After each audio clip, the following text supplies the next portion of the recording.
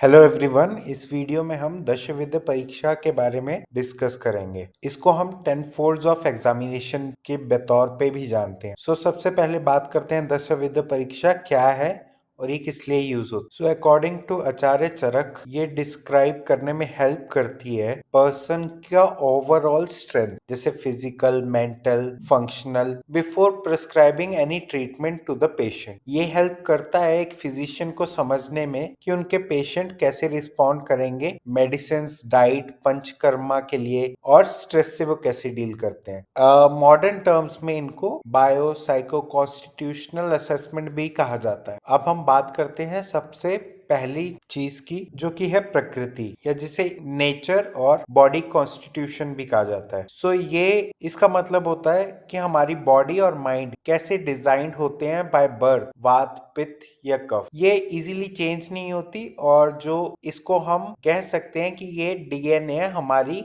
Ayurvedic term में। अगर आपकी प्रकृति वात एंड पित्त है, ये यूजुअली लीन, एक्टिव, टॉकटिव और क्रिएटिव टाइप की पर्सनैलिटी होती है। बेसिकली प्रकृति हमें बताती है कि हमारी बॉडी कैसे रिएक्ट करेगी खाने को लेके, वेदर को लेके, स्ट्रेस को लेके या डिजीजेस को लेके। विकृति जो होती है वो होती है करंट इम्बैलेंस। प्रेजेंट स्टेट जो है हमारी दोष की, जो कि डिस्टर्ब्ड है अभी, वो हमें बताती है विकृति। फॉर एग्जाम्पल, डिस्टर्ब्ड है और उनको ज्यादा गर्मी, इरिटेशन, ऑयलीनेस फील हो सकती है। प्रकृति है आप क्या हो, विकृति है कि आप में गलत क्या चल रहा है अभी। अब हम बात करते हैं सार, यानी कि टिश्यू क्वालिटी। ये बेसिकली होता है क्वालिटी जो हमारी स्ट्रेंथ करती है बॉडी टिश्यूज को, लाइक मसल्स, ब्लड या बोन्स को। अगर ये मध्यम सार है तो इसका मतलब है कि हमारी जो बॉडी के टिश्यू है वो एवरेज है, ना कि ज्यादा स्ट्रॉन्ग ना ज्यादा। अगर आपकी जो मसल्स हैं वो फर्म है, वेरी बल्कि, या स्किन मॉडरेटली ग्लो करती है, एनर्जी लेवल्स बैलेंस्ड रहते हैं। शॉर्ट में बोले तो सार जो है वो how well your body is build and nourishment. अब अगला आता है समहना, यानी कि बॉडी कॉम्पैक्ट, या हमारी बॉडी का फ्रेम कैसा हो। ये डिस्क्राइब करता है कि हमारी बॉडी कैसा बना हुआ है, हमारी बोन्स कैसी हैं, जॉइंट्स कैसे हैं, मसल्स कैसे। अगर हमारा समहना गुड है तो आप सॉलिड, स्टेबल और स्ट्रॉन्ग दिखोगे। अगर पुअरली बिल्ड है तो आप मॉडरेटली, इसको बोला जाता है कि आप ना ज्यादा स्किनी हो ना ज्यादा बल्की हो। बेसिकली इट मीन्स कि हमारे बॉडी का स्ट्रक्चर कैसा है। अब बात करते हैं हम प्रमाणा की, यानी कि प्रोपोर्शन या मेजरमेंट। ये बताता है कि हमारी बॉडी जो है सिमेट्रिकली और बैलेंस्ड है या नहीं है। एग्जाम्पल, हमारे जो हैंड्स हैं वो लेग के साथ मैच करते हैं या नहीं, चेस्ट और हाइट प्रोपोर्शन में है या नहीं। एप्रोप्रिएट का मतलब होता है कि ये गुड प्रोपोर्शन में है, ना कि ज्यादा बड़े ना ज्यादा छोटे, ना ज्यादा मोटे ना ज्यादा पतले। ये बेसिकली ओवरऑल फिजिकल हार्मनी के ऊपर है। अब हम बात करते हैं नेक्स्ट के ऊपर, जो कि है सातव्या, जिसे एडेप्टेबिलिटी भी कहा जाता है, कि हम कैसा खाना खाते हैं, हमारी हैबिट्स क्या है, हमारे क्लाइमेट कैसा है, ये सब डिपेंड करता है। एग्जाम्पल के लिए, कुछ लोग वेज और नॉन वेज बोथ खाते हैं, स्पाइसी या ब्लैंड फूड खाते हैं, और वो अगर फिर भी ठीक रहते हैं उन सबको खा के, तो उसे मिक्स साथ में कहा जाएगा।